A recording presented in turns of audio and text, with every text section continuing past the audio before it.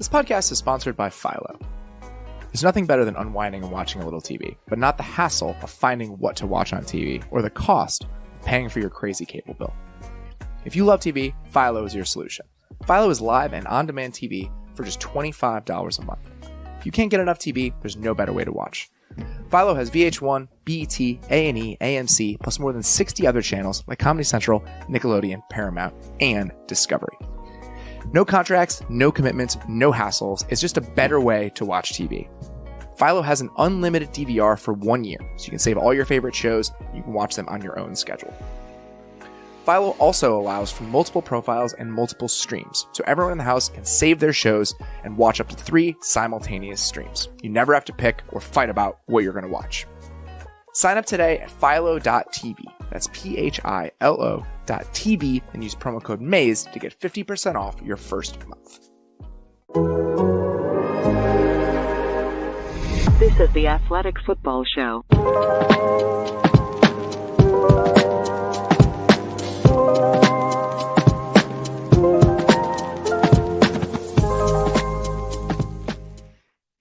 Welcome to the Athletic Football Show. I'm Robert Mays. Joining me today, it's my good friend Nate Tice. Nate, how you doing, buddy?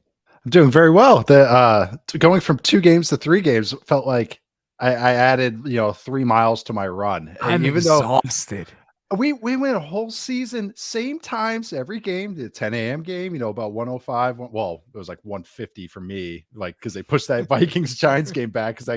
Holy crap, that first game took so long. And then there's only 3 games at the normal 3 time slots, and I felt like it was a marathon all day. And I mean that complimentary. It was awesome. I mean that in a good way, in a great way. Yes. It was just beating you over the head the entire day in a great way. It was such a good time. I was loving the Giants Vikings game. I had a smile on my face the entire time. This game was so much closer than we thought. The fact that we got a good game in the first window. The difference is that even if the amount of time you're watching games is the same, in that early slot, for me, what is the noon slot during the regular season, you can kind of check out in moments where it's like, oh, I'll go get a drink or I'll go to the bathroom. And there's so many games going on, I can't watch them all anyway. Right. But when every single play matters so much, you're just locked in for 10 and a half hours. And that's exactly what it was. And when the games run right into each other, and in some cases with the Miami Buffalo game, they bleed into the second game. It was just nonstop all day today in the best possible way. I mean, you can't ask for anything more from a day of playoff games, 2 of which were double-digit spreads coming into the game.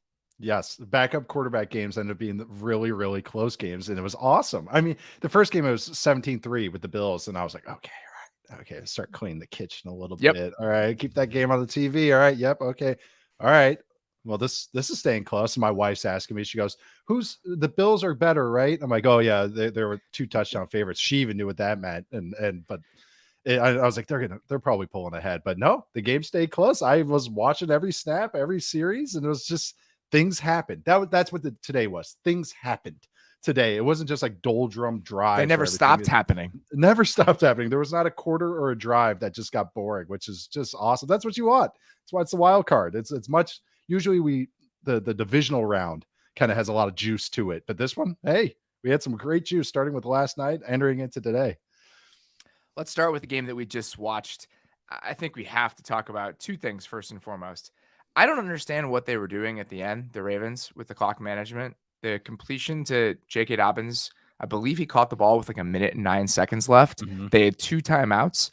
They let 35 seconds tick off the clock, and I assume they were trying to make sure they ran it all the way down, but then you're left with 1 play on that 4th and 20 with 8 seconds left to try to win the game. Prochet almost catches that ball, which would have added an entire layer of insanity to what we've watched over the last 2 days.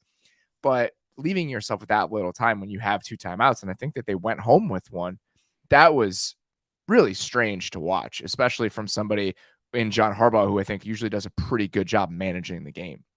Yeah, that's kind of his part of his shtick is his game management and clock management. So that's, it even surprised me, even when we were pre-show. I was like, I kind of just let it go aside and then realize that when you're looking at the play-by-play, just how much time's burned. The fact that they kept the timeout is all you need to know, especially in that type of situation. And then you end up going for it on 4th and 20, trying to heave it like for the end zone. You're basically doing a Hail Mary inside field goal range. That's not usually where you want to be taking a Hail Mary. We want like a realistic shot inside the 10-yard line for your game winner.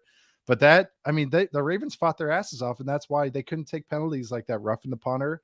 And they can't have mistakes like this, and they obviously can't have that QB sneak botch, which we'll talk about in a minute. But that it's a game of inches always, but when you're the underdog, a double-digit underdog playing your backup quarterback, banged up backup quarterback, you can't have those mistakes. Everything else has to be, efficient and perfect. The defense played pretty hard. It had some good moments, but it came up short for the Ravens, and that's what happens when you don't have that room for error. Obviously, the biggest game swinging play of the entire day of the playoffs so far is what happened on that quarterback sneak. It's a 14-point swing in a matter of half a second. And you just have to know in that situation, you're a full yard, maybe even a little bit, a yard and change. Yeah. Just sneak it in. Yeah. You got two guys coming behind you. Think about the effectiveness of quarterback sneaks when designed properly this season, and you have the little bush push behind people. The conversion rate has to be astronomical. There are a lot of people 3 times in a row.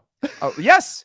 A lot of teams and a lot of people have gotten a little loose with the ball around the goal line recently. Even Justin Jefferson tried to reach for the pylon today. Yep. A lot of moments where it's a dicey proposition in those huge leverage spots, and it truly swung the Ravens season potentially. It was a 14-point swing in a playoff game, deep into a playoff game that they probably shouldn't have been sticking around it. Right. And again, it was a great drive that led to that moment too. And that's what it's like, oh my God, you can just feel the air come out. But I mean, Huntley he's got to know you're listed 6'1", 204 pounds. So, probably 6 foot, probably 195. I don't think going over the top. And some people, I tweeted about this, and some people were like, well, what about Drew Brees? And then Seth Galina had a cut up of Drew Brees doing the quick jump over because he was so good at it. If you look on all those Saints clips, it's like 4th and an inch. Yes. It's like, it's like barely any, because then it's just a quick get over. He's taking off from like the 3, like Michael Jordan in Space Jam, taking off from half court. Like he's going like Josh Allen did against the Bills, but the Josh Allen with a running head start. It's 6'5", 245. Yeah. And then that's the other thing. He looked like holding up Simba. He was holding the football over the line. I thought Rafiki holding it over the line. I know I'm trying to remember who the Bengals defender was. Was it I don't know who. Logan Wilson caused the fumble. It was Logan Wilson, and he was like Logan Wilson almost like grabbed it from him. He was like, "Okay, thank you," like just handing it off. So it was. It's like in the Water Boy where he throws it right to him. Thanks. Yeah. That's exactly what it felt like. It did. I mean, I know Logan Wilson's like, okay, all right, thank you. Yeah, I know. So you just can't have those moments. And that's when sometimes you remember it's like, oh yeah, you're a backup. It's like there's just those positive moments of him running around, but then being a quarterback is not just the tools, it's just sometimes just being a quarterback and understanding game management. That's sometimes the difference between starters and backups. I thought the Ravens did a really good job of executing a plan that would keep you in it, shortening the game. Yep. There were 16 possessions in the first half of Bills Dolphins. There were 6 possessions in the first half of Ravens Bengals. There were 16?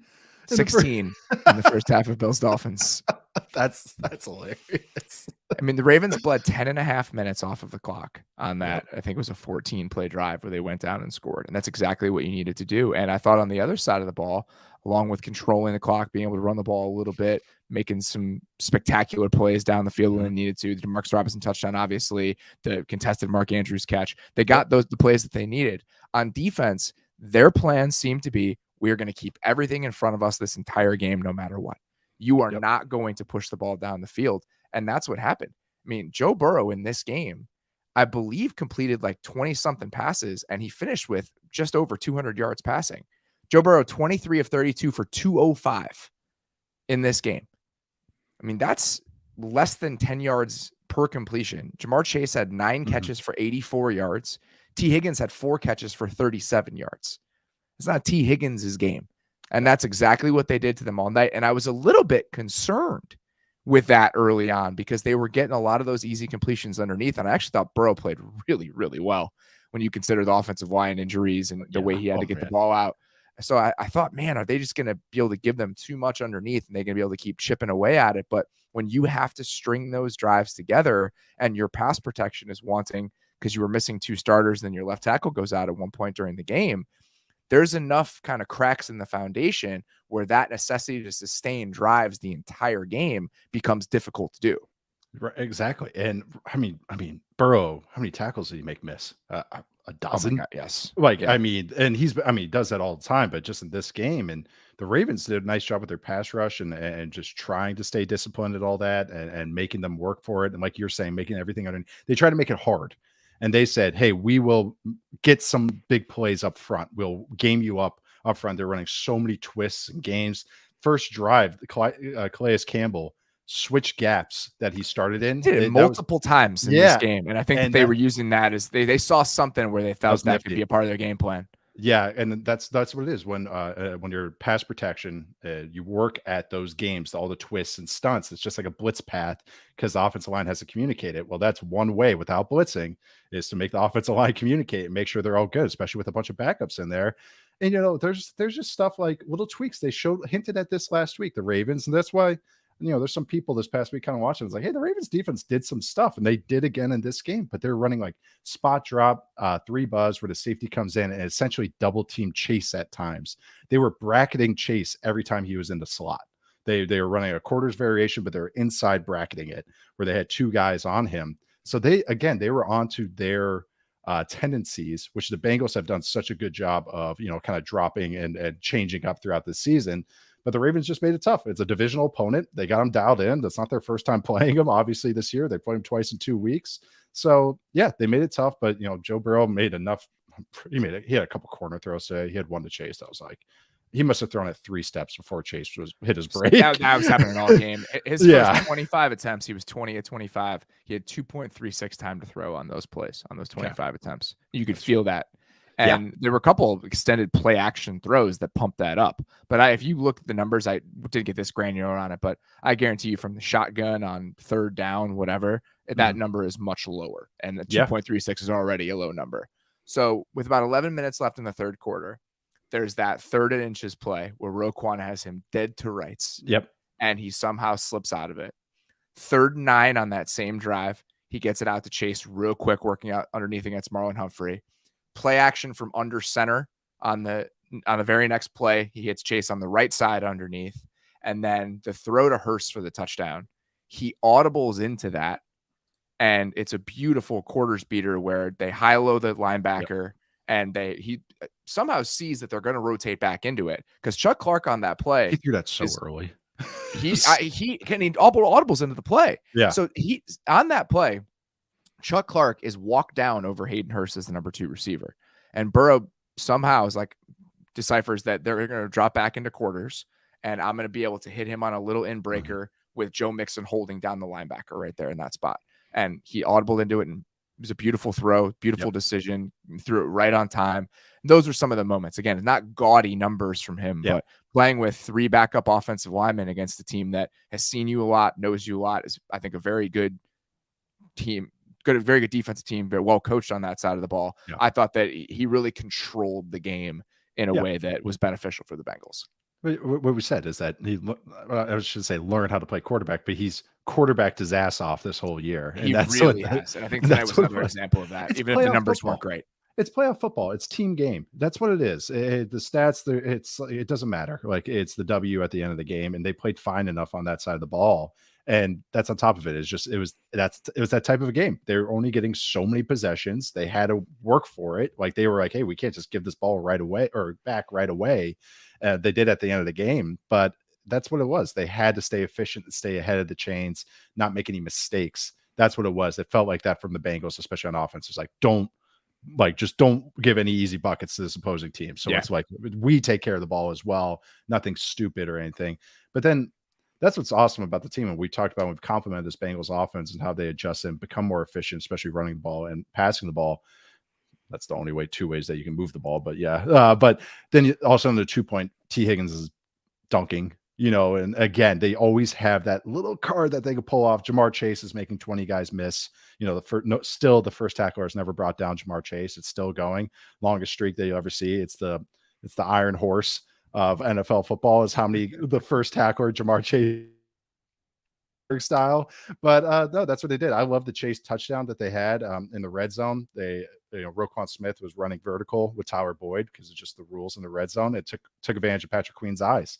As soon as Patrick Queen looks over there, Burrow hits Chase, boom, easy walk-in touchdown. So nice designs, and then they just have those plays and players in their back pocket of all times. Are you worried about the Bengals after what they look like tonight? No. This is kind of not really. Offensive line, yes. I will say that. I think that's the starting point. But as far as how they're calling games and everything, not really. I think the Bengals, as far as what they're running and everything, no. There's not where it goes, oh my God, they can't win a game with how they're I'm not concerned about that at all. I think they've done a great job of that all season. But personnel-wise and the guys they're going to trot out if Jonah Williams is out, I'm worried about that. And the one spot on defense where we haven't really talked about it that much because they haven't gotten burned on it that often, their corners are not great. Right. I mean, they're rolling out Cam Taylor, Britt, and Eli Apple, and it is the weak spot of that defense when you consider all of their personnel. And I think that that's important to remember when they're playing some teams that are going to be able to push the ball down the field like Buffalo is going to be able to. Right. So I think that spot on defense and what the state of the offensive line is, those three guys being out and what it potentially makes you do and how you have to play, I am concerned about that. I am worried about that against a Buffalo team that can heat you up. Yeah, the O-line, that's what it is. I think maybe I just immediately think of Burrow and how the defenses play because that's just how I go. But I mean, that's a great point about the corners because you don't really want DeMarcus Robinson hitting you for double moves for touchdowns.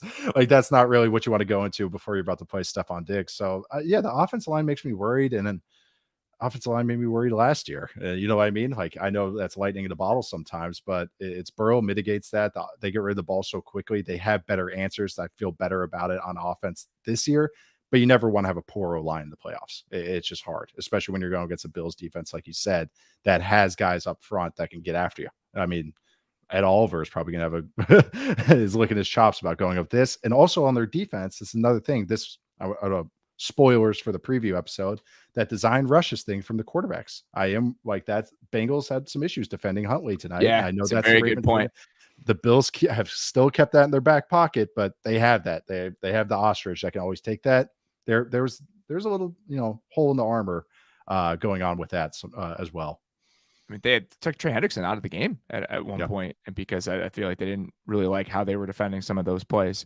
And the play that I don't know Huntley scored on, but the big keeper that he had around the left side, the Bills, that was the James Cook touchdown in reverse. It's the same play, but he gives it. So you're going to see a version of that most likely if you've shown on tape that you struggle to defend it, because Buffalo absolutely can trot that out there. So, I mean, I love so many things about this Bengals team.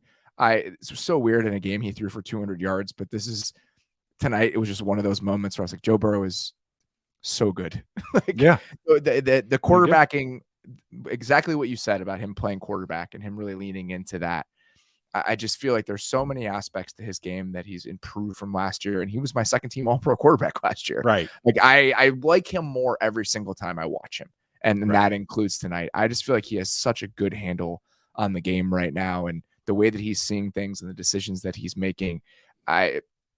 He really has kind of made me step back and kind of think about what quarterback development can look like for guys in this era, because part of my concern about somebody like Joe Burrow, whose skill set was more cerebral, instincts, all of those kinds of things, in this world where it takes a while to develop the mental side of it as a young quarterback. That time I was concerned about how long that would take, and whether if you didn't have the physical talent to kind of overcome some learning curves on the mental side of it, what the early part of your career would look like.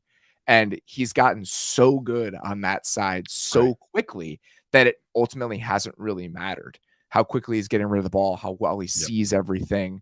And it's kind of made me step back and be like, all right, what does that mean? If we have another guy come along that plays the game like that, what does that ultimately mean? I do think it's really important to remember in the story of Joe Burrow's success, what his physical frame does for him, though. Because his ability to work through arm tackle, his ability to work through arm tackles and to shove guys off in the pocket, that's hugely important and is a necessary component of that entire discussion. But I do think that without the monster arm and some of those other things we've seen from the really good elite quarterbacks, young quarterbacks in the league. He's a lesson I think that I've learned over the last 3 or 4 years watching him play.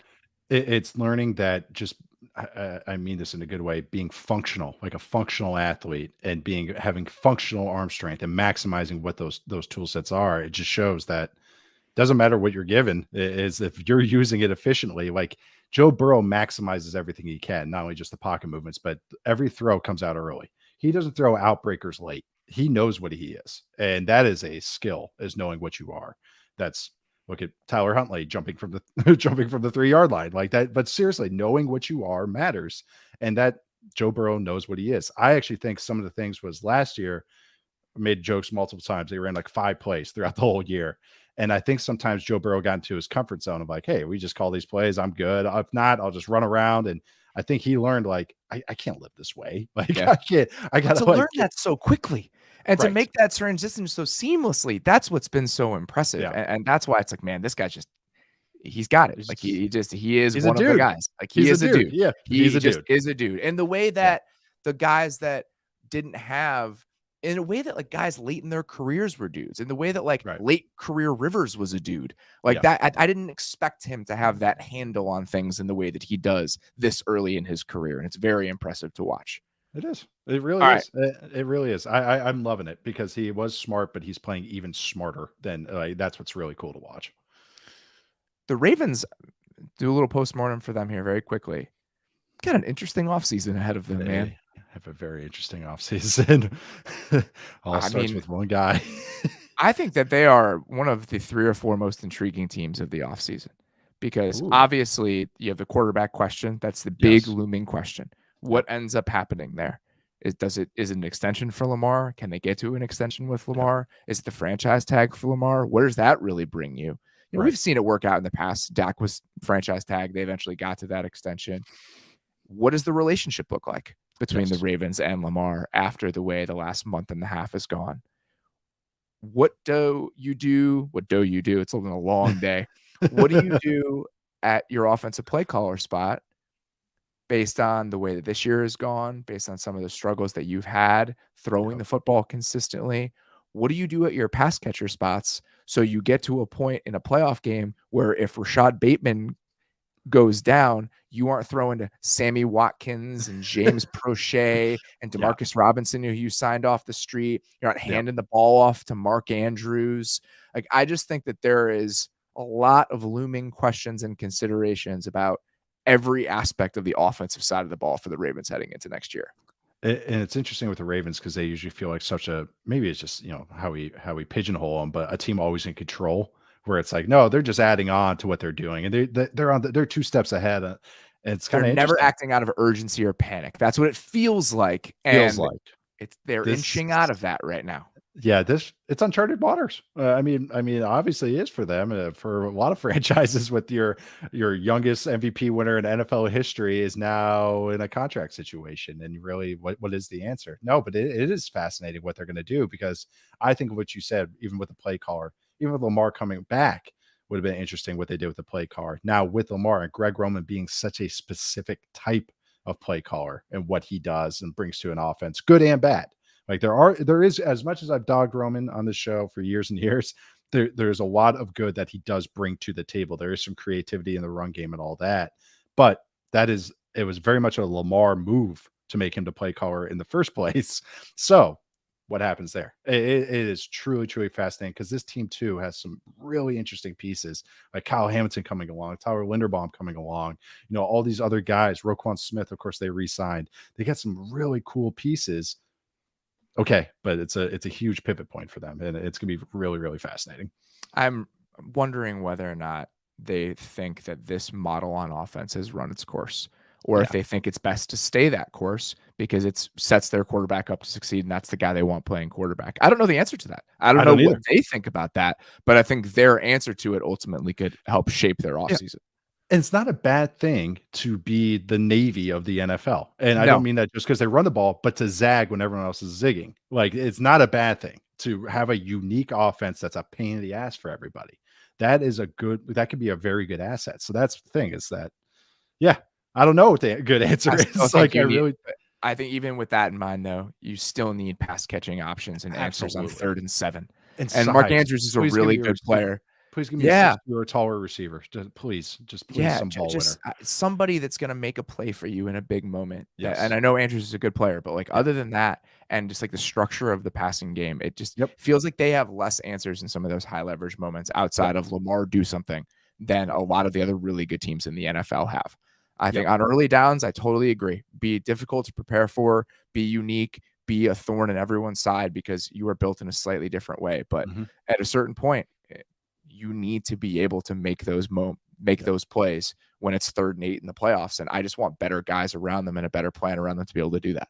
Absolutely. It's always the drop back game with them. And that's what the playoffs is. It's do you have you don't have to like this doesn't have to be your fastball or your major, but do you have a answer to what is presented to you? And that's what you're going to see. That's what you already saw this weekend. How many times people took away other teams' strengths or made their weaknesses glaring, and we'll talk about a couple of them these other games. But that's the thing. That's what playoffs comes down to, and that's why that's so important. You can go 12-5, have an awesome run game, and as soon as you get the playoffs, every third down is just a nuke fest like that. That is not fun. It's not a fun place to live. So no, that's absolutely right. They do need answers no matter what. They keep trying to trot out a new passing game coordinator every year for them, but they need more input. Like if they are going to keep Greg Roman, he's better freaking listen and actually like adapt what they're doing in the passing game. They have to. All right, we're going to take a quick break, and then we're going to get back with a barn burner in Vikings Giants. Some of us can't watch a game unless everything's just the way we need it. I know I'm particular about my at-home setup on Sundays, multiple games going at once, being able to rewind the right TV, where the sound is. Or maybe you just like having the best setup possible before kicking back for a few hours. If that's the case, a lot of you probably could use an upgrade to your seating. And for that, you're going to want to check out our friends at Burrow. With every order from Burrow, no matter how large or small, you get free shipping, which can save you an average of $100 on bigger items like a couch. With iconic modular seating systems and everything from coffee tables to credenzas, Burrow is your one-stop shop for outfitting your home in style. From stain and scratch resistant fabric to solid hardwood frames, Burrow selects materials that will stand up to everyday life. Plus, Burrow's new Union collection is their biggest, deepest, plushest, widest modular seating design to date. Show Burrow you're listening to the Athletic Football Show by shopping at burrow.com/maze and get 10% off your first order. That's Burrow, BURROW.com/MAYS for 10% off. Burrow.com/maze. As a small business owner or hiring manager, you know that success in 2023 all depends on the team members you surround yourself with. That's why you have to check out LinkedIn Jobs. With LinkedIn Jobs, you can hire quality candidates more efficiently by matching open roles with people who have the skills, values, and experience to help you achieve your goals. LinkedIn Jobs helps you quickly attract qualified candidates to your open jobs with targeting tools. They go beyond resume data by using insights from your job post, company, and their 875 million member profiles to put your post in front of the most qualified candidates. Identify the most qualified candidates on LinkedIn Jobs and connect with them fast and for free. LinkedIn Jobs makes it easy to screen and rate applicants based on your job qualifications all on one platform. That's why small businesses rate LinkedIn Jobs #1 in delivering quality hiring versus leading competitors. LinkedIn Jobs helps you find the qualified candidates you want to talk to faster. Post your job for free at linkedin.com/maze. That's linkedin.com/mays to post your job for free. Terms and conditions apply.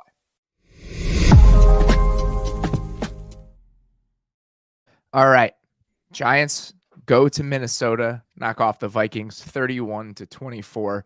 What a fantastic game. Loved this football game. This game was awesome. Game.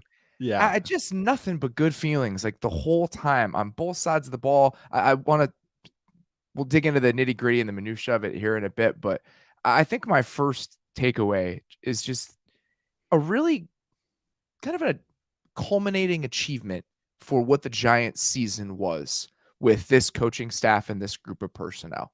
I think that this was a real statement for people that maybe didn't watch the Giants all year about what their offense looked like under Brian Daboll and Mike Kafka with Daniel Jones playing quarterback. I think this is an incredible moment for Daniel Jones to play the way that he did today.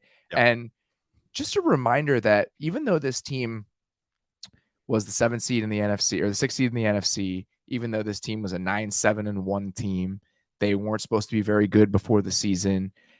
It wasn't a just happy to be their team. Like they absolutely could give somebody a run for their money in the wild card round based on the way that their offense specifically was playing and based on how healthy they were getting on defense. And that's exactly what happened today. I love how you said too, is that those who didn't watch the Giants this year, this was a great, like, kind of like culmination of what they have done, especially on offense. And it's hilarious because that's what the offensive game plan today was. Saquon Barkley early and often passing, catching the ball and getting the handoff. Some Hodgins, some random receiver doing some good things, and Daniel Jones using his legs and being super efficient. That's been their plan all year. And the makeup was a little bit different. They ran the ball like 50 times a game at the beginning of the season. They came out slinging it today, but the usage of personnel, Isaiah Hodgins being a random receiver, and then what Daniel Jones was doing with his legs, that absolutely was a through line through the entire year. Plus some of the designs. And the designs, exactly. Well, and they made a point of it, and they said on the broadcast was they're really good in third down and red zone. They maximize their chances. That's what this team has done. They talk about just like every chance they get, they maximize it. Every game plan they've had so far, even though we make these jokes about what it is, it makes sense. You know who was very bad at defending scrambles? The Vikings. So Daniel Jones, you can tell it was in his head. Oh, I was so glad when it just right away he was running around. I was like, oh, there it is. The first drive. I mean, immediately in the first quarter. And you could tell it was part of the game plan because anytime he confirmed he got man coverage, he scrambled. He just went one, done, gone. And so that meant throughout the week, they're like, hey, look for it. It was not you could just tell in rhythm how guys are in rhythm. It wasn't the scatterbrain, look left and right, and then scramble. It was, oh, one's done. Oh, they're in man, gone. And he had 6 scrambles or 6 scrambles today, 6 successful plays, 4 first downs. That's a really good scrambling day. And on top of it, how they use Saquon, especially as a pass catcher, I loved. Again, this is just design. I use the term brutally efficient by the Cowboys and just how they play, how Dak plays and how their run game is. What the Giants are efficient as, especially as a coaching staff and how their game plans are. We have these 3 plays and 3 designs we like, spam them. That is a weakness that you can't defend. And for what the Giants against the Vikings, it was having Saquon Barkley cross release, which is, you release through one gap, but you burst across the field towards the other gap. He caught one where Jordan Hicks can tell that they're fucked. He just goes, oh no. And Barkley's crossing his face. And then you can see Kendricks is looking the other way. And then it goes for a big gain. They went back to the same play later against a blitz, went for another big gain. But there's one, I just want to talk about this one real quick. There's a couple of fun plays the Giants did, but this one was really cool. They had Saquon run a flat route a couple of times. The Vikings like to be in too high, cover 6 and stuff. And you can get those flat routes and bubbles because of the overhang. And usually it's Eric Kendricks. And you just outrace him to the flat. That's just the theory of those types of plays when you see someone just catching a quick flat route. But what the Giants did on one was they got into empty. They had Barkley in a chip position, like we've talked about with the Rams, that he's about to chip. And then they just had him run to the flat. They threw it. And Eric Kendricks, who's such a smart player, he sees Saquon Barkley in an empty chip and he goes, oh, he's chipping. So when at the snap of the ball, he drops and gets depth. And he's supposed to have Barkley. And Barkley just catches it, gets an easy first down, I think it was. But little tweaks, just the I know what you know, what I know what you know kind of plays. And that's what the Giants do. They just do it over and over. And that's why they stay in all these games and win these games. He did a lot of damage as a receiver, but that first touchdown that he had, the first drive where he scored that touchdown, I think it was their second score of the day to make it. It was 14-7, but the pin pull touchdown that he had, we're showing it right now. They did this a lot today where they would line up in pony personnel with Breida on the field, and they would use Breida as the jet motion guy to kind of just give a little bit of eye candy coming back the other way. And on this play, they pitched the ball to Saquon. It's a pin pull where they get both Andrew Thomas and John Feliciano on the move. And Isaiah Hodgins just does a great job of pinning down the end man on the line of scrimmage. He did this multiple times today. Multiple times today, they asked him to one-on-one pin down the end man on the line of scrimmage as a receiver, and he was able to do it. And that's before you even consider the work he did as a pass catcher in this game. He had 8 catches for 105 yards and a touchdown. This is a dude that they signed off waivers in November. He wasn't on a team. He wasn't on a team the day after Halloween, and he was the best player in their passing game today. And what's really cool is you watch him; they're drawing up stuff for him. He is the centerpiece of their passing game, and he's a guy they got on waivers on November 1st. It's crazy. They're running choice routes for him in the slot, like that. He's 6'5". Yeah, and they're running choice routes. Like they ran that snag weak side choice route like 3 or 4 times with him. And the fact choice routes, whenever you hear me talk about them, coaches design them to get them the ball. Like choice is one of those concepts. Like, yes, there's 4 other routes on it, but really one route's kind of highlighted, starred, circled. Like this ball is going here. Like maybe once 1 out of 10 times it goes to like a crosser. But the fact that they're highlighting him on those in the slot on like third downs. He caught a third down on one of them, or first down on a third down on one of those. That matters. Like they like him. And I like the touchdown with Barkley. That's such a great one with Andrew. The difference between athleticism between John Feliciano and Andrew Thomas pulling. And John Feliciano's trying his best, man. He's tried. Hey, he had some good fist bumps. Hey, I love John. That's what cracked me up. But I was like, I watched those two, and I was like, one of these guys was a top 5 pick. One was a middle round pick. And I had to convert to center, even though he was a tackle in college. So, but even another great design was the Bellinger TD. Took advantage of the eyes of the Vikings again. The Bellinger TD, like the little off the play action, like, man, just some really good design stuff that just took advantage. I mean, and the fact that Daniel Jones only had 4 passes that went over 15 air yards today. Yeah. 3 of them went for first downs. It was just if you look at his heat chart, his target chart, it looks like a table at 5 yards, just all straight across, couple screens and like a couple candles. And that's the 4 deep throws. But no, it was a great day by him and great designs. And this is what they've done all year. My favorite play was the Hodgins touchdown. And it was really simple. They were an empty from about the 13-yard line. Andrew Thomas may or may not have gotten away with a little bit of a false start, but it's not what matters here. So Richie James is the number 1 receiver on this play. He's the furthest outside to the left. He motions into a stack with Hodgins, and he comes just inside of him. And by doing that, he plays the Giants play with the number count that the Vikings are defending on that play. So now with Richie James being the number 2 receiver, Patrick Peterson has to take Isaiah Hodgins as the number 1, but he's out leveraged because Hodgins is in a tighter split. So they have it immediately. And as soon as Harrison Smith walked over there and started talking to Patrick Peterson and they switched, it was like, all right, we got him now.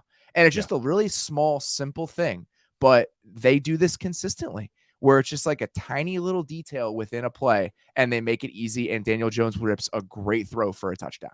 Yep. And as soon as I saw that, I was like, man, that's just good. Like it's just super simple, but that's just good. And you saw that consistently from this team today. And the part of this that made the game fun is that the same thing was happening on the other side for the most part. I mean, the stuff that the Vikings were doing offensively, all of the red zone designs that they had today, a lot of them using Justin Jefferson as a decoy, putting him in motion, putting him in the backfield.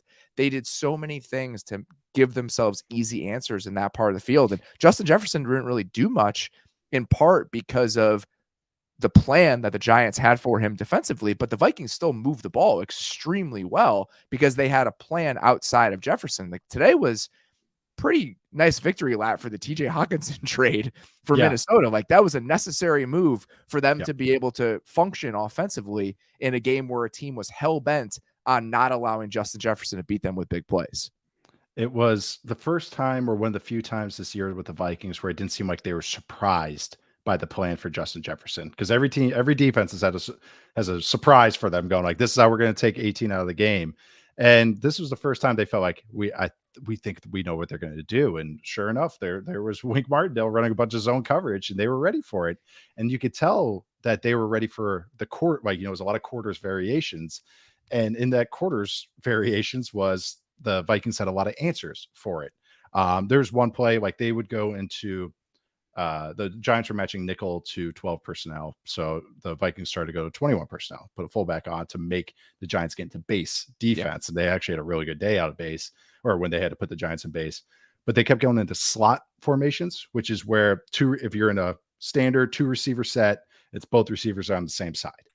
And when you do that against a balanced defense, like a quarters defense, you're making them declare, okay, are you going to have a guy in the box? You're going to have a guy in the overhang halfway. The Giants every single time walk the overhang defender out towards Jefferson in the slot. They're like, no, you're not getting us. And that's why the run game was pretty nice for the Vikings. They had some nice runs out of those slot formations. The Thielen wheel route that he caught near the red zone, outside the red zone, another quarters beater off play action. He's doing it from the slot in the slot formation. Yeah, Jefferson and him were on the same side. That was 21 personnel with both of them on the same side. Yep. All the under routes, the Hawkinson under routes, those are all high lows, quarters beaters. The Julian Love almost interception that he had, it was a classic high low, just an underneath route with a dig behind it. And, in quarters, the safety drives really hard on digs. And so that's why it almost got picked. But that's a great play by McKinney. That's exactly what you have to do. If you're going to play that soft quarters coverage, you have to drive hard on that play. And I thought they did a really good job of that all game. I was a little bit worried after the first drive when I saw how much soft zone coverage they were playing. I was like, uh-oh, I don't know how this is going to go. And the Vikings, Kirk Cousins finished 31 of 39 in this game. They were consistently completing passes, but they had very, very little down the field. So the overall plan today from the Giants clearly was, you are not going to beat us over the top. They played split safety coverages on 65% of their plays, according to Next Gen Stats. That's their highest mark of the season. Okay. They averaged like 64% against the Vikings in their 2 games. That would have ranked as the highest rate in the NFL over the course of the entire year. In all of their other games, the Giants ranked 30th. It was like 24%. So they went totally out of character, and I was a little bit worried about that. We talked about it on Thursday. And they allowed a lot of completions in this game, but they allowed almost nothing down the field. So the Vikings had 3 completions in this game over 20 yards. One of them was a play you pointed out on Twitter. Tony Jefferson missed a communication on 3rd and 9 and let TJ Hawkinson leak out. So just a blown assignment. Okay, that's one. 2 is the wheel you just talked about to Adam Thielen, where I can't remember if it was they flashed the fake towards the slot. So put the slot in the bind. Did Jefferson fake a screen on that play, or did he run it? No, that was the 4th down. I ran the fake screen. They just did like a switch vertical kind of thing. Yeah, that's right. So it was just switch vertical, but they put, it was Jared Davis. It was just like a real route. They put Jared Davis in space, but the point is, it's a schemed up play. Right, like you're designing up that play as a shot. Okay, so that's the second one. The third one, also a schemed up designer play. It was the stick nod to TJ Hawkinson. So the quarters beater. The 3 20-yard plus completions they had in this game, 2 of them were designed plays within quarters coverage. One of them was a missed assignment. That's it. Other than that, it was all stuff underneath the entire game. Cousins averaged 4.71 yards per completion in this game, air yards per completion. And that's the plan worked. Even if they completed 31 to 39 throws, and even if they consistently moved the ball, their plan of, you are not going to beat us with chunks in this game, that ultimately did play out. And I mean, another way they did it was they had 7 DBs on the field for 20 dropbacks on the game. Crazy. I mean, you can keep track of who all the guys were. It's like, it's one of those things. I was like, is Tony Jefferson playing linebacker? Like, who is that? That's where, when Jefferson did the palms up, like, what was the signal? And I was going to tweet. I was like, this is what happens when you play 7 DBs. Like, not everyone's going to be in tune on what your checks are, but that's what they did. But that's another thing, is that you're going to, mitigate big plays because you have a little more speed on the field. So it's a lot of guys can just keep up, especially down the field. But I think there was just really just felt like one bomb attempt from Cousins the whole day, and it was easily covered by the post safety. Like they couldn't even take a chance. That's what quarters can do if you play it right, is that you put, we say a shell, too high shell. You're literally putting a shell on the offense. If the safeties are smart and know how to pass stuff off, the overs and post combos, you can make it really, really hard to hit big plays against it. Same conversation we're having about the Ravens, where we want to make you string drives together. And there were a couple moments that ultimately swing this game. The 3rd and 1 throwback to Cousins early in the game that is ill-advised. You're moving the ball, and I think O'Connell said at halftime, he's like, I shouldn't have done it. I was looking for a big play. We should just let our offense keep going. I do love his honesty, man. Like he's right, and I think that's great. And then the biggest turning point in the game was the set of 4th and 1s, I believe, in the 4th quarter, where the Giants have a 4th and inches. Excuse me, the Vikings have a 4th and 1. That Darisaw gets dinged for a false start. They ultimately have to kick a field goal. And then the Giants have a 4th and inches from the 6, and they punch it in for a touchdown. And the game swings in that moment. You go from a potential touchdown for the Vikings to take the lead to the Giants getting the ball back, them going down and scoring a touchdown. And that's what I mean. If you're making those teams string drives together, it's a 3rd and 1 here, it's a false start there, and that ultimately could be the difference in the game when you're moving the ball as well as the Giants offense was. And that's what we've talked about with the Vikings, and why it can seem stretches of frustration, especially with their offense, was they have trouble being efficient. They thrive off explosives and those big plays. So that's what the Giants did. Hey, you guys like explosive plays? All right, we'll take it away. So let's see you guys nickel and dime us. And Cousins had some nice moments. And like you said, there was a win for the Hockenson trade because that's what Hockenson's for, is to beat zone coverage. That is what he is for. He is an underneath quarterback's best friend, attack the middle of the field. Secondary receiving option when Jefferson gets taken away. That's what they needed. And that's what he ended up being in the biggest moment of the season. He is not Kelsey. He's not Darren Waller. He's not Kittle, where he's just running away from guys, but he is meant to destroy zone coverages. Like, that is what he is for. And it works, but that's the thing. It's hard. That's really hard to do as an offense when you don't have haymakers to throw. And I mean, the Vikings had some great designs. Like, you already brought them up, but using Jefferson on the motions and everything, and the fact that the Giants kind of kept pace with that with their own offenses, again, team ball. That was team ball once again. They got their explosives and they limited the Vikings explosives. A couple guys I wanted to point out on the Giants that came up with huge plays in this game. I know one. Well, I mean, Dexter Lawrence, that final 4th and 8, if Dexter Lawrence doesn't get pressure on that play, then I mean, there's a chance that Cousins completes that. It was a ball don't lie thing for earlier for getting that pass interference or getting that personal foul. 4 QB hits but today. He had 8 pressures. I mean, he is such a difference maker on that side, and you saw that consistently. That last drive, I think he had 3 or 4 pressures when the game was on the line. 345-pound defensive tackle, 70 plays into a game is making a difference in those lining moments. up at nose. Awesome. Yes, lining up at nose, and when he gets double teamed on every pass set because they slide to him. Like, it's pretty ridiculous what he's doing. Darnay Holmes had 2 huge TFLs on completions to Dalvin Cook in the second half, where he just stuck him in the open field for like 3 or 4 yard losses to help torpedo drives. 2 of them. Cordell Flott did not play the whole game, and then comes in for his first play of the game, I believe, was on a 3rd and 8 on the final drive of the game, and he had a PBU on KJ Osborne, and then the next play was that 4th and 8. So a guy comes in cold and breaks up a pass one of the biggest moments of the game. Adoree Jackson was back today. He shadowed Justin Jefferson. I think that was really big. Their defense was as healthy as it's been, but you still had these little we're rebuilding moments where Isaiah Hodgins is your best receiver, and Jared Davis, who didn't start the entire season, was one of their starting linebackers. The entire tapestry of what this was the 2022 Giants. Yeah, exactly. Like, anytime there's 3 linebackers on the field or they're in base defense on the field, it was like, oh God. Like, I think I want to say the Vikings just shredded it in the passing game every time they passed against it. But same thing was the KJ Osborne touchdown.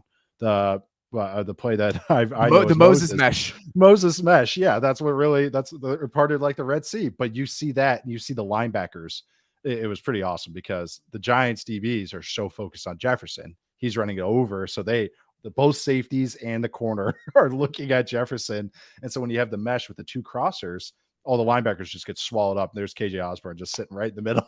It was pretty hilarious. It was just like, the Ohio dot the I kind of thing, where he's just by himself. So, but that's like, again, it's like, it's not always perfect, even if they had so many fastballs throughout the day, but then they just have dudes like Dexter Lawrence that step up. So it's an interesting team, but always entertaining team. We'll have a lot of time to talk about the Giants' future and what they're going to do with Daniel Jones and all of that. Maybe next week. I don't think that's worth getting into right now. He played very well tonight, and I was impressed by him. The Vikings and their future, I think, is worth talking about. What an interesting team in an interesting spot, because I know you and I were enthusiastic about them coming into the season. We both picked them to make the playoffs. We both picked Kevin O'Connell to be coach of the year. We both picked Justin Jefferson to be the offensive player of the year, I believe. I was enthusiastic about them. But even before the season, Kwesi Adolfo-Mensah referred to their year as a competitive rebuild. Remember when he said that? Yeah. And so people were wondering, what are they going to do? Are they going to tear it down a little bit because they've been this middling team for a little while? Are they going to try to stay competitive? And so I think this year, obviously, all the numbers will tell you the Vikings were better in their win-loss column than they probably were as a team. So what does this offseason look like for them? I really don't know which direction they want to go. This team is $20 million over the 2023 salary cap. I saw a tweet about that. I was well, it's because of the decisions that they've made. When I believe it was the previous regime when they were trying to save some money by restructuring deals for Adam Thielen and Harrison Smith, for example, right? Both of those guys are slated to make $20 million about against the cap, and you can't really move on from them for much savings unless you make them like post June 1st cuts. And even that is, well, I guess you can save a decent amount of money if you do that, but there aren't that many clear avenues for them to save a lot of money. So I just don't know what their offseason plan is going to look like based on where they are as a team right now and based on the way the season went. Yeah, it's sorry, but like when we talk about this like with the Jets and talk about their offseason and like, oh, well, you can cut this guy. Oh, look at all that room and everything. That's what's actually kind of really fun, reverse engineering, like what could the plan be?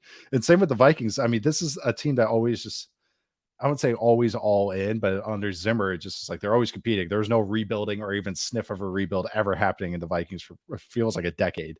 But that's what's interesting. And that competitive rebuild, I'm glad you brought that back up because that could mean so much. That could mean like we're leaning towards the competitive path, or that could mean we're leaning towards the rebuild path at any moment's notice. So no, I'm very curious what they do. This was a very vet laden team. It's an old team. And I mean, just look at the DBs. I mean, that's all you need to look at, even the linebackers too, but it's an older team. But they have some interesting pieces as well. So no, I'm fascinated to see what they do as well. I really am. That area, the secondary is, I think, where they have to get the most amount of youth. And they did that this offseason. They tried to, yeah. Lewis Dean, they drafted Andrew Booth. So what does that end up looking like? One of the guys, Zadarius Smith, they can move on from, but Zadarius Smith played really well for them this year. Exactly. So those are kind of the questions. Jordan Hicks is somebody where they could save some money. So a lot of looming questions. I think overall, though, an important takeaway, a very promising first season from Kevin O'Connell and from that staff. I thought that he did a great job. I think he's the right person for this job and the right person for what they needed in the post-Zimmer world. The way that guys talk about that building and what the culture is and just what it's like to go to work every day. I think that as teams overcorrect based on their previous coach, this is one of those moments where it was probably smart to do so. And I think it has paid dividends for them. Absolutely. I think he's a very thoughtful coach. And I mean that I really like his answers when he gives answers and the quotes I've seen from him. He's honest, and I like it. I really do like it. I think that it wasn't always perfect this year, but when they tried to adjust their game, or when they tried, even like the Packers game that was ugly for them late in the season, it is some of the bad stuff. I could see what they were trying to accomplish. And I like that. That's where it's like, hey, it wasn't perfect, but at least your process was decent. Like as far as game planning and all that, I'm optimistic as far as that regime. I think they have a lot of good coaches. I'm optimistic about him. It's just curious what the personnel is going to be, but I do think he's smart enough to understand his personnel as time goes along. Maybe early in the year, maybe he was like, we're going to be 11, and they realized, oh, this shit ain't working. But they realized that they had to do that, and he tries to find answers, and I think that's a very important quality in a head coach. They have to figure out what their defense is going to look like, because that defensive plan of just playing the amount of soft zone they played throughout the entire season. Yeah. I understand if that's partially driven by the worries you have about your corners and just the state of your defensive secondary. Then when you upgrade those spots, or when you get a little bit younger, a little bit more athletic, does that change? Because whatever the defense looks like at the end of the year, that can't continue. No. And how those changes come, that's another question. But I think that we all can agree on that. Yeah, no, I agree. That's what we laughed at. I was like, oh yeah, play man. Well, I don't think they can. I don't think he uses the dice move too much. I think that's all he's got. And that's all he's got, man. That's all he's got. And Donatello just sitting there in the club like Seth Rogen. It's kind of how it feels at this point. That's how I really felt. Yeah. We're going to take one more quick break and then talk about Bills Dolphins before we get out of here. When we work together, impossible things aren't so impossible. In fact, they become possible. That's why 75% of Fortune 500 companies work together using Atlassian software like Jira, Confluence, and Trello to tackle their biggest challenges. With a little imagination and a whole lot of collaboration, the possibilities really do become endless. Atlassian, for projects impossible alone. I don't know about you guys, but I've always had a hard time finding the right dress shirts. A lot of them are too stiff and uncomfortable. The ones made of workout material or athletic material always feel a little bit too casual. And that's why I'm so glad that I found Mays and Nate. Mays and Nate combines the comfort and flexibility of your favorite athletic wear with the fit and style of a custom dress shirt. Lightweight, breathable, moisture wicking, Mays and Nate's clothing will have you looking great. Basically, they make really comfortable dress shirts that you need to try to believe. I can tell you firsthand that the Mays and Nate dress shirts are actually the best ones I've ever worn. I've worn them to a couple events this year. I love that they're machine washable. I don't need to go to the dry cleaner. Convenience, quality, all in one bundle. So if you want the best cold weather clothing, check out Mays and Nate. Right now, if you go to maysandnate.com and use promo code MAYS, you'll receive $35 off your regular order of $125 or more. That's $35 off when you go to MIZZENANDMAIN.com and use our promo code MAYS.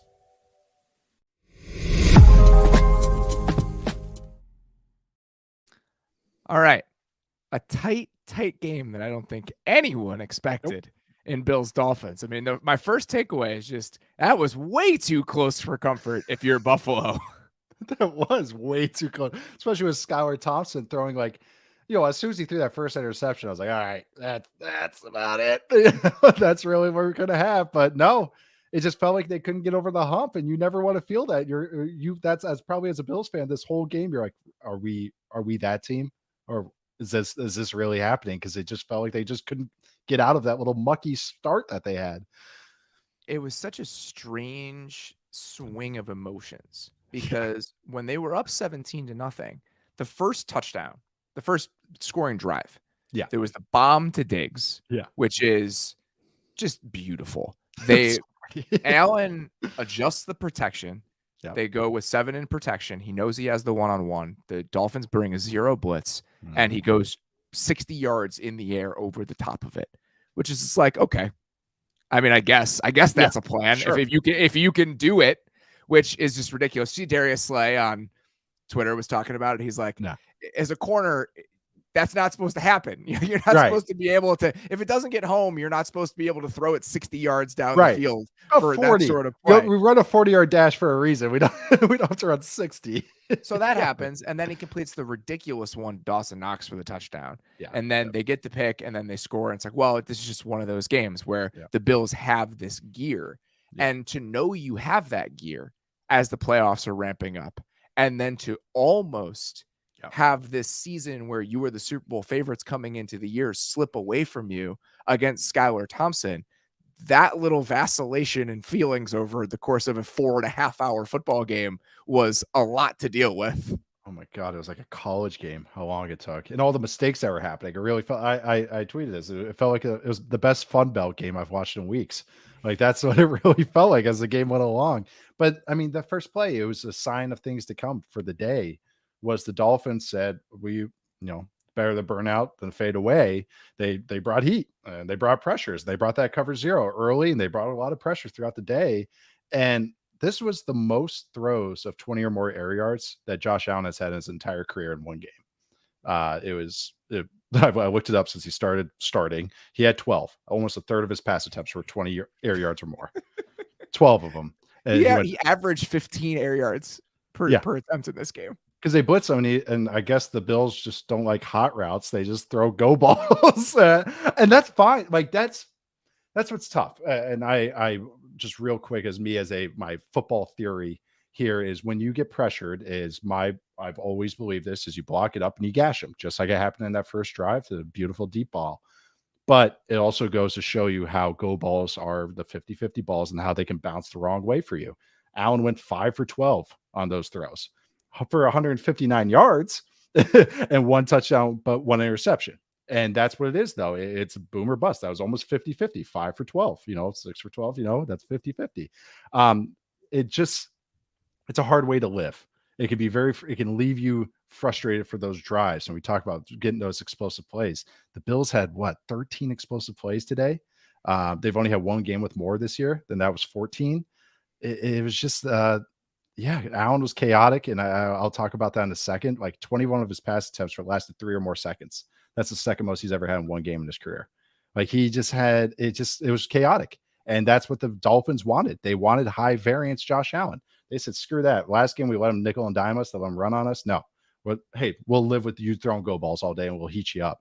And it kind of worked. It at least kept him in the game. It was death by, they took some haymakers, but it kept him in the game, and it kept him alive, and made Josh Allen make a couple mistakes. Pushing the ball down the field was one answer that was with mixed results. Yeah. And then when they would heat him up, he was trying to take off on some of those third His downs. eyes came down And all the time. consistently in this game. So it was either I'm taking a shot down the field or I'm trying to take off. And that was not a good set of answers. Nope. And despite all the explosives that they had, they were not efficient offensively. They went 5 straight drives without scoring. So after going up 17-0, you have the John Brown interception on the deep shot. Mm-hmm. Khalil Shakir, that incompletion on that 3rd and 8. That if that happens, the game changes a little bit if he hangs on to that. But that's an incompletion. The Kohu tip to Javon Holland with a little bit of contact against Beasley. That's intercepted. They come out in the second half. Eric Rowe strip sack fumble touchdown. 3 and out. And then the following drive, they had the weird miscue on that counter bash for like a 4-yard loss for a TFL. Yeah. Jalen Phillips gets a pressure right through Spencer Brown's chest. Incomplete deep shot, 3 and out. So that's 6 drives in a row where they came up empty. And then the game, in my opinion, shifts on the Khalil, on the Kaiir Elam interception. Yes. So it's 24-20 at that point, and the Dolphins are pushed way deep in their own territory. Skylar Thompson lets one rip. I couldn't tell what the coverage was, whether that was cover 2 and he was underneath it, because if he was trying to take a hole shot. Either way, ill-advised. Yes. So that ball gets that's a sinking corner. If it's covered 2, that is a very much sinking corner. That's one of those moments where Skylar thinks he's Josh Allen with the arm, and that unfortunately is not the case. And then that drive is the one where they finish it off with a Beasley touchdown, get the ball right back, and then you get the jerk route to Beasley out of empty for like a 25-yard gain, and then the missile shot to Gabe Davis on that corner route. I think we have the video of it. This is just a silly throw. Talk about what's happening here for the people who are watching. So it's a classic high low, and Gabe Davis is running a burst corner. So he inside stems and he runs a little 7 route, a corner route, but Josh Allen hits the top of his drop and lets this thing loose. So, but this is the difference, like you said, Skylar Thompson and throwing a whole shot and Josh Allen throwing this. So on this, it's just Stephon Diggs is running a flat route or a flat stop, high low. This is what smash. This is what you beat cover 2 with. So with Gabe Davis running that inside stem, the corner sees Stephon Diggs coming at him. He's like, well, I got to stay low on this, but it doesn't matter. It's in the red zone. That's still a tight space. Josh Allen hits the back of his drop and just fires that bad boy in there. I mean, the Dolphins didn't even have a chance. Even if they did play it smart and anticipated it, that throw didn't give them a chance. So this is just the combo of good scheme against the perfect coverage for that scheme, and Josh Allen just being a freak and giving the defenses no room for error, even if they were on top of the play. And that's just the perfect. Frustrating part about this. Yes. If you're Miami, is that you've given yourself a chance with some of the turnovers. You win the turnover battle, some of the inconsistencies with how they handled the blitz, but you can't leave the door open because these plays are still going to come. Yes. This play is still going to come. The drive after the Elam interception, that was a 3rd and 8 where he keeps it on that 3rd and 8. He is still going to be that force of nature that's going to get you a few more times over the course of the game. So even with those miscues, the Dolphins weren't able to take advantage of that, whether that was some of the drops early on, and then obviously the biggest moment being that 4th and 1 where they have to take the delay of the game after taking multiple timeouts to have to beat the play clock. That's just a really tough one. Yeah, it honestly felt like it. And I don't want to, analyze, body language and all that, but it just felt like the Dolphins, especially maybe Tyreek, like they just didn't think they had a chance really, because Skylar Thompson sailed a ball and Tyreek just like, he kind of did the look over, like kind of jokingly, like kind of like, oh, I had no shot at that one. And I was like, oh, they're checked out. It's cold. They're done. Like, especially when they went down that early, but actually, kind of damaged them in the long run because they actually hung in the game. You could see them having a little more juice and having like, oh shit, we're in this. And it kind of just, too little too late. And that's, Skylar Thompson trying to throw hole shots and all that, but they did. I love the game plan that the Dolphins had. And that's what you said. When you don't have those chances and you are a double-digit underdog, you can't miss on the chances. Just like we're talking about the Ravens game. You can't have those mistakes, even if you are starting the backup quarterback. I just thought it was interesting. It was like the Dolphins Jedi mind trick Josh Allen. They really did. They heated him up, made him start looking around. I said he had the zoomies like a dog, like a golden retriever, like because he kind of did. He wouldn't like check it down. It was just like his eyes were going everywhere. So the first game they played, or week 3, that was the most Josh Allen has ever targeted his running backs this whole entire season, the second most in his entire career he's ever targeted running backs because he kept checking it down. all right, you're going to play this soft coverage. I'll check it down. 8-yard gain. This year or this week, he only targeted his running backs on 5% of his pass attempts. And that's the 6th lowest amount of his entire career targeting running backs. And it was just like, there's no reason not to. He just kept launching these balls over and over. And again, that's fine to sprinkle in there, but be efficient. You don't need to just be hunting these big plays. It just kind of felt like he was hunting. He just hunted the whole day. He was wanting that big play over and over. He was trying to stop the bleeding, but sometimes we talk about you have to be a quarterback.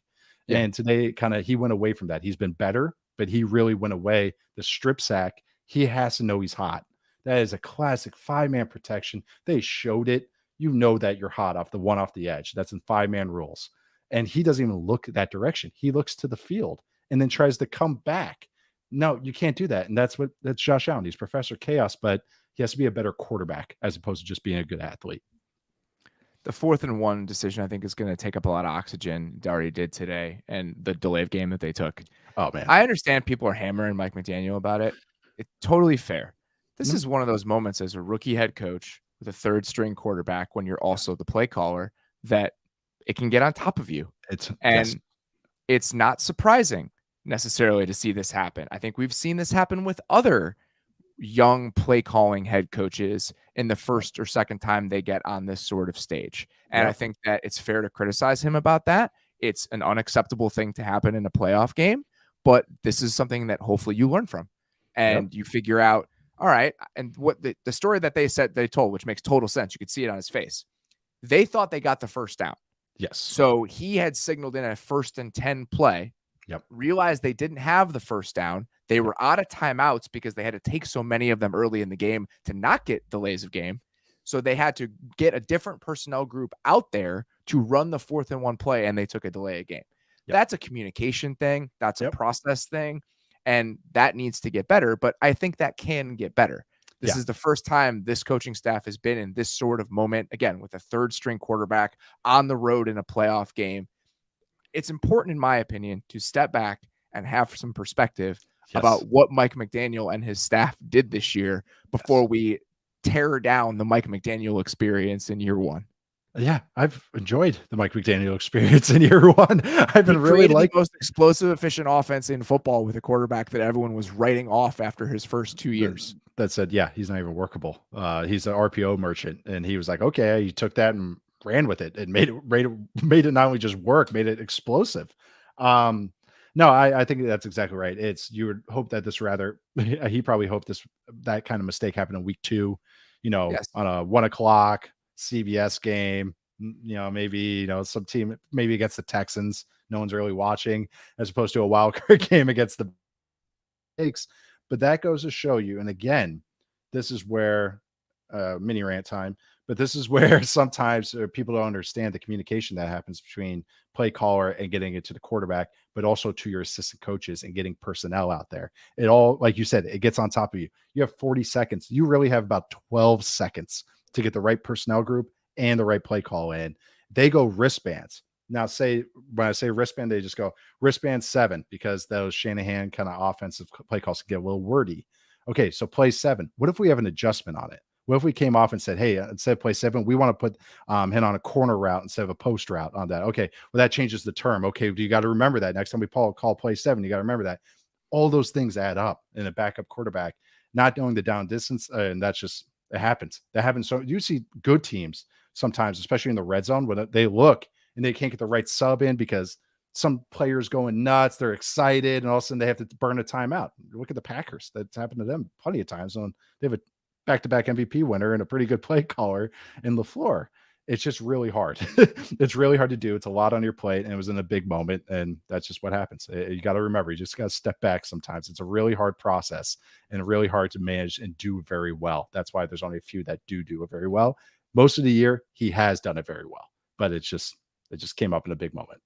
I also think that this is a reminder of how much of an outlier Brian Daboll is in his first year as a head coach, the amount of game management successes that they've had with the Giants. And it is another example of why giving away those play calling duties and being a manager of the game can be advantageous. Yes. But it's always going to be a push and pull. Always. Yep. You are going to make a sacrifice in one area if you don't do that. Mike McDaniel has been a wonderful offensive play caller this year, an offensive designer. And the value that they've gotten from that, I think, far outweighs the drawbacks in some of the game management areas. So it's just something that you work on. Coaches get better. Coaches can improve. Coaches can look at their processes and say, oh, what can we do differently about this? And I think that is what this should be for Mike McDaniel, not some death knell about Mike McDaniel's head coaching career, which it kind of felt like a little bit on Twitter today. I missed that because I'm kind of stunned that anyone would think that after what's been happening. People were just like really, really ripping him apart. And it's just like, okay, like that was a bad mistake. It's been a really good season. In fact, they're hanging in the game. Yes. They're 14-point underdogs. Like, the fact they're even 100% in the game. Agree. No, I know. I think that's just hard. It's hard. It's hard. One mistake happens. Personnel, and that's the thing. They thought it was 1st and 10. They might have been in 11. They might have a juicy. It's ball game, so you want to call your best short yardage play. Might be a totally different personnel grouping. Headset turns off at 15 seconds. What if it's at 14 when you realize that? Now you're hand signaling, trying to get the two play. There's so much that happens in this short time span. That's why there's so many times where people are like, why does he not know that he has to go for it on 4th down there? It's like, yeah, probably the guy that was in charge of it took too long to tell him, hey, go for it. And they couldn't get the play call in. They said, screw you, we're punting. That happens because it's just time's going. It doesn't stop, especially when you don't have a timeout, literally. But no, I thought what he did this year, he surprised me in the best way possible. I thought it was an innovative offense. I thought that offense adjusted in the last month when teams started taking away some of their weapons, which is always a good sign. I thought players played hard for them. It was a weird team.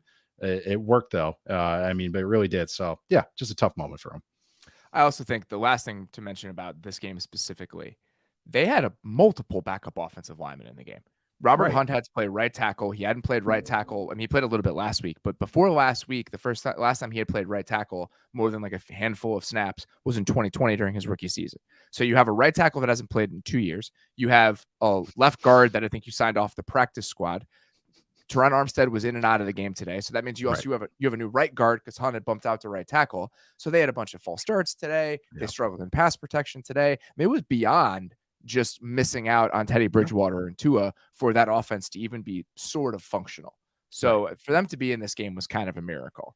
Right. Now, the question becomes, I think, what happens for them in the offseason? The biggest one, which we cannot answer now, is what ends up happening with Tua and his health and what sort of contingencies they think they have to build in because of that. I don't want to make light of that, but I think it has to be a real question that they ask themselves. Other than that, other than his role and his availability moving forward, what do you think is the biggest question about the Dolphins as they hit the spring? Man, it's revamping. I think they need some more help on their defense and they need less stopgap stuff. They don't have a ton, the Tyreek trade kind of, and then they also forfeited a pick, so that kind of hurts a little bit as well. And they traded a 1st-round pick for Bradley Chubb. Yes. And that's the other thing. And they gave Bradley Chubb a massive contract. Monster deal. Yeah, they need more out of him. I think the defense, he's been banged up, which I think is it's understandable, but like that was the card that they played. And so they need that card to come through for them in the long run. But I mean, you got amazing skill guys. So I think it's almost like outside of Tua, you need more help on the offensive line. You got to inject some juice somehow, especially in the interior.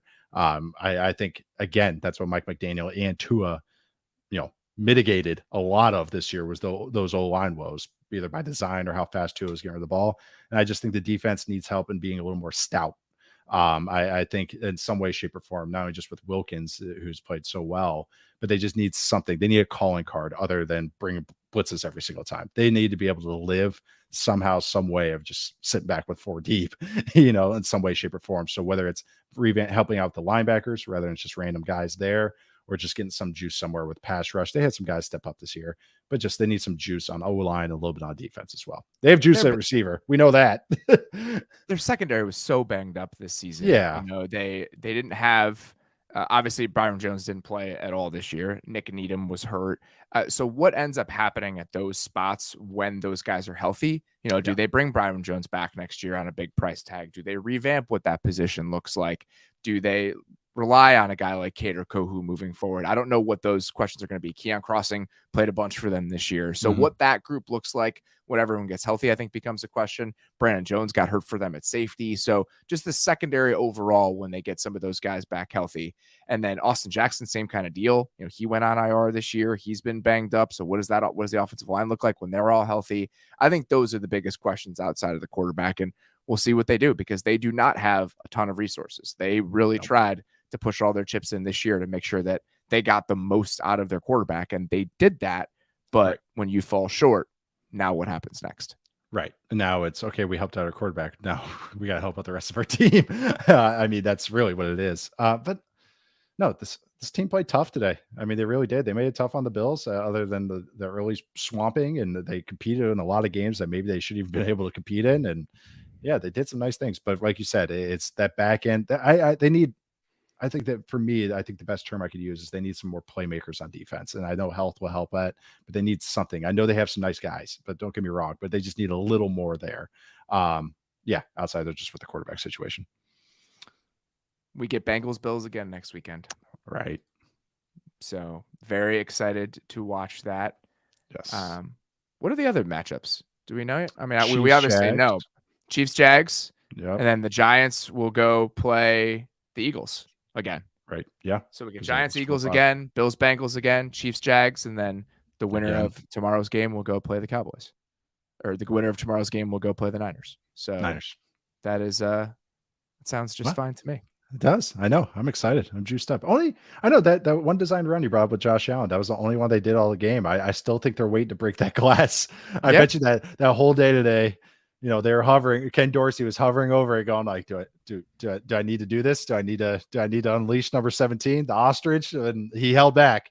But I really do think, like, Josh Allen had some nice moments today. He had some of the wow throws, but he's got to be a better quarterback next week. Like he just has to. This team, I mean, like most teams, but this team lives and dies by how he plays, and it was too chaotic, even for him. And I just that he has to. He has it in him. He's fantastic. He's an unbelievable player.